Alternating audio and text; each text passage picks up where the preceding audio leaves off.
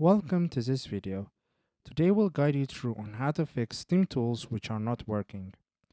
So the first thing we can do is go to our Steam shortcut here. Then we will right click on it and select Run as Administrator. So we'll run it as administrator to make sure it works. So after doing that, the next thing what we can do is go to our library. Then once in our library, you'll see this drop down that says Games. So click on it. Then you'll see two options that say Games and Tools and Group by Collection. You will deselect Games and select Tools. So by doing that, what we will see is all of the available tools to us. So we will go to the tool which is not working. So for me, it's the Steam 360 video player. Then we will right click on the tool which is not working. After right clicking, you'll see a list of options. So one of the options is the one that says Properties. Click on Properties.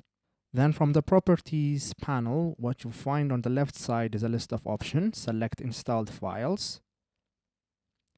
Then from the Installed Files page, what you'll find is an option that says Verify Integrity of Tool Files. So by clicking on this, Steam will verify the integrity of the files that you've installed. So click on it. So as you can see, it says all files have been successfully validated. So what this means is that Steam has verified the tool works. So after doing this, we can close this and launch the tool. And as you can see, the tool is working. So this is how we fix Steamtools. And if you find this helpful, please consider subscribing and leaving us a like. It really helps us out. See you next time.